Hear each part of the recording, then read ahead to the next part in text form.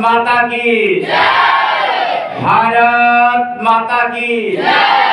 भारतीय संस्कृति की जय। सत्य सनातन धर्म की जय। बच्चों, बड़े ही दुख के साथ एक घटना जो भी आप सुन रहे हैं, अखबारों में पढ़ रहे हैं, एक घटना हुई जहां पर लोगों को बिना कसूर की गोलियां मार दी गई। आपने सुना है? कहां की घटना है? जम्मू कश्मीर में एक जगह है जिसका नाम है किस लिए मारा? किस लिए मारा?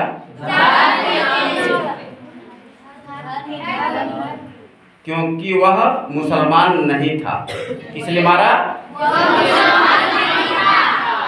इसलिए उसको मार दिया। बताइए, ऐसे कहाँ सब आदमी मुसलमान बनने के लिए जबरदस्ती को तैयार होगा? नहीं। अब उसको गोली मार दिया, यह बहुत दुख की बात है। और इसी का नाम है सनातन, जहाँ पर कहा जाता है कि सबको मिलजुल करके प्रेम से रहना चाहिए। और इस दुख की घड़ी में पूरी दुनिया के लोग भारत के साथ है कि जिन लोगों ने मारा वह क्यों मारा, वह कहाँ से आया था, वह क्या चाहता है। तब जब इसकी छानबीन हो रही है तो एक निष्कर्ष समझ में आ रहा है। वो क्या आ रहा है कि वो पाकिस्तान से आया था। कहाँ से आया था? पाकिस्तान से। तो पाकिस्तान मुस्लिम बहुल क्षेत्र है, पहले भारत में ही था, अभी वो अलग हो गया है, वहाँ अलग हो गया, वो लोग अलग रहते हैं। अब हिंदू हो, मुस्लिम हो, सिख हो, ईसाई हो, हम सनातनी समझते हैं कि सब हमारा क्या है, अपना भाई पड़ोसी है। ऐसा ही ना हम लोग समझते हैं। पर उन लोगों के किसी ने गलत समझा दिया है, किसी ने उसकी गलत व्याख्या कर दी है, किसी ने उसको उल्टा पुल्टा बता दिया है। क्या बता दिया है? गौर करिएगा, किस लिए मारा समझने का प्रयास करिए। उसको किसी ने बता दिया है कि तुम जितने हिंदुओं को मारोगे उतना अधिक पुण्य मिलेगा। क्या मिलेगा? उतना अधिक पुण्य मिलेगा। और जब पुण्य मिलेगा तब तुम जब मरोगे तो ऊपर में तुमको बहुत बढ़िया बढ़िया चीज मिलेगा। समझ पा रहे हो? अब इस गलत फहमी में वो लोग पड़ गया है और उसके चलते हिंदुओं को यही देखता है, वो बंदूक लेके जाता है और उसको मार देता है। ये मूर्खता है कि नहीं है? अब ये सब काम जो कर रहा है वो पता चल रहा है कि वो सबके सब जितने आतंकवादी हैं वो सब के सब मुसलमान ही हैं और वे सब पाकिस्तान से आते हैं। और भारत में भी बहुत सारे सीधे साधे मुसलमान हैं, यहाँ रहते हैं। उसको भी समझा रहा है, उसको भी बुड़बक बना रहा है कि तुम भी मारो, तुम भी ऐसे करो। बताइए, ये तो यहाँ तो हिंदू बहुल क्षेत्र, यहाँ ज्यादा तो हिंदू ही रहते हैं और यहाँ के लोगों को भी उल्टा पुल्टा बहका रहा है। तो यह हमारे देश के लिए बहुत ही दुख की बात है और हर व्यक्ति को समझदार बनना चाहिए। तो हमें नफरत नहीं करना चाहिए मुसलमानों से, मुसलमान से नफरत नहीं करना चाहिए, लेकिन सावधान रहना चाहिए। कहीं बहकोनी में आ गया तो वो भी क्या करेगा? मार देगा। उसके दिमाग में वो बात कीड़ा दौड़ रहा है, वो कीड़ा उसको दौड़ रहा है, मतलब वो बुद्धि उसको काम कर रहा है कि वहां वो लोग कैसे मारा, हम लोग भी मारो, हम लोग को भी पुण्य मिलेगा।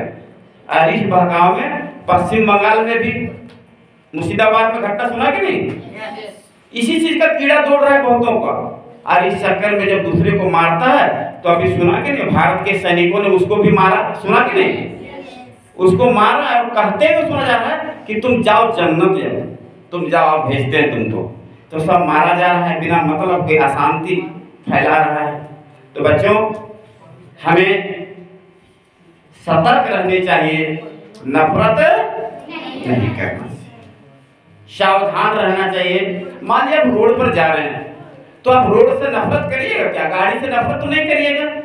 तो क्या करना है? सावधान रह करके चलना चाहिए। हमें सावधानी बरतनी है कि हमें बाईं तरफ चलना है, रोड गाड़ी आ रही है स्पीड में, थोड़ा सा साइड में जाना है, बड़ी गाड़ी आ रही है, छोटी गाड़ी आ रही है। ये सब कहने का मतलब है कि आपको जागरूक रहना है, अपने स्वास्थ्य के प्रति भी जागरूक रहना है। जैसे प्रत्येक दिन नहाना चाहिए, तो बहुत सारे बच्चे क्या करते हैं कि प्रत्येक दिन नहाते तो जरूर हैं, तो यहाँ से जब वापस जाते हैं तब नहाते हैं, ऐसा भी समझ में हमको आ रहा है। तो आपको ऐसा नहीं करना चाहिए, और अगर करने की आदत बनी हुई है तो उसको सुधारिए। ये इंडियन कल्चर का मतलब है कि स्वस्थ रहना, स्वच्छ रहना और सभ्य समाज का निर्माण करना, ये इंडियन कल्चर है। और इस कल्चर को सीखने के लिए विदेश से लोग पर्यटक आते हैं इंडिया देखने के लिए कि यहाँ के लोग कितने अच्छे हैं, कैसे हैं। कहीं कहीं तो लोग बहुत दिनों तक नहीं नहाता। तो आपको अपने कल्चर को समझना चाहिए कि आप क्या हैं, आप कितना सभ्य समाज, आप ऋषियों के संतान हैं। और ऋषि मुनि बहुत अच्छे इंसान होते थे, देवता होते थे। अभी एक छोटा सा उदाहरण हम लोगों ने देखा, एक क्लास हम लोग गए थे, तो हम लोग आगे नियम लागू करने जा रहे हैं। सर बताएं कि इंडियन कल्चर में सभी बच्चे नहीं आएंगे, जो बच्चे इंडियन कल्चर को वास्तव में सीखना चाहते हैं वही बच्चे आएंगे। बाकी बच्चे उधर में पीछे जो पढ़ाई हुई है उसका उधर रिहर्सल करेंगे, उसका उधर करेंगे।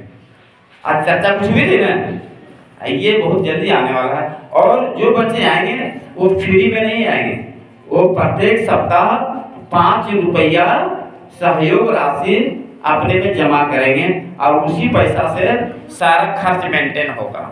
समझ रहे हैं? समझ रहे हैं? जैसे हम खर्चा मेंटेन कुछ कर रहे हैं, कुछ सर लगा दे रहे हैं, ऐसे करके अभी चला रहे हैं।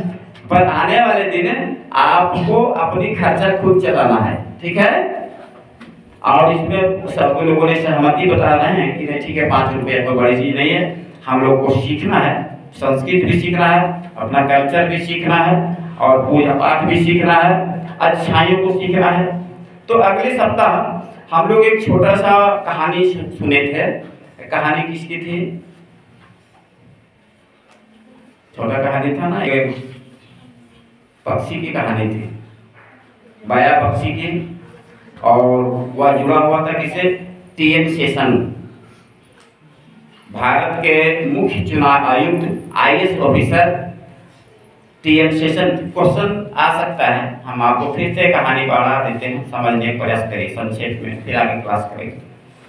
टीएन शेषन बहुत बड़ा ऑफिसर, उत्तर प्रदेश जाते हैं, पत्नी उसके साथ होती है, बहुत सारा फोर्स उस पुलिस उसके साथ होते हैं। उसकी पत्नी एक पेड़ पर बाया पक्षी का घोंसला देखती है, बहुत सुंदर लगता है, घोंसला लटका हुआ, लटकते रहता है घोंसला। याद आ रहा है कहानी? वहाँ कुछ चरवाहा होते हैं। तो टीएन शेषन की पत्नी, ऑफिसर की पत्नी है, पैसे की कमी नहीं है, वो अपने पति से कहते हैं टीएन शेषन से कि वो जो घोंसला है बड़ा सुंदर लटक रहा है, गोल है, बहुत जालीदार है, तो इसको हमको ला दीजिए, इसको हम अपने घर में जहाँ श्रृंगार का सब पटास पटार रखते हैं और वहाँ सजाएंगे। तो उसने कहा कोई बड़ी बात नहीं, ठीक है हम मंगवा देते हैं। तो उन्होंने अपने पुलिस जो गार्ड था उसको कहा कि भाई ये जो है सो वृक्ष से लटक रहा है, इसे ला दो।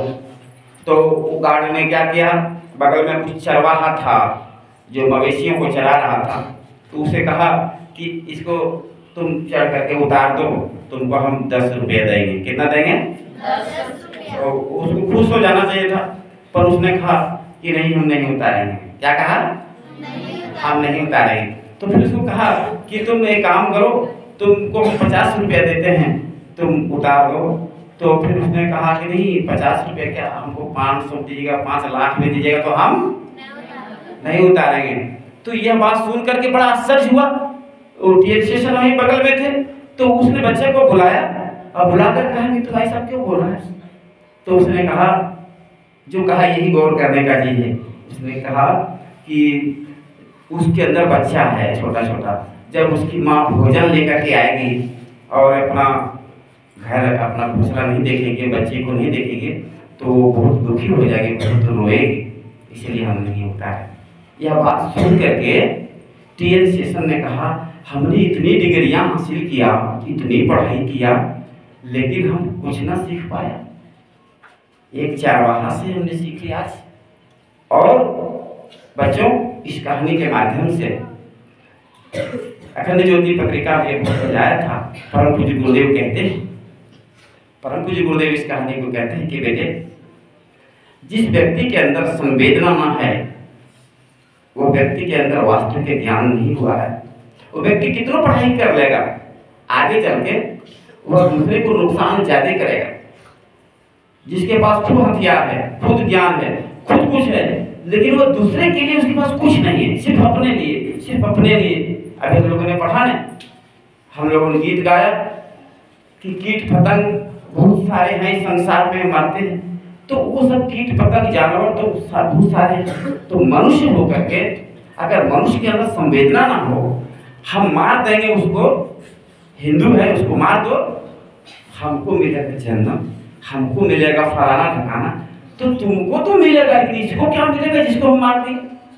संवेदना नहीं है, इसके चलते में ये दुनिया में अशांति है। तो संवेदना को जगाना सनातन संस्कृति का कर्तव्य है। अरे पूरी दुनिया संवेदनाहीन होते जा रहा है।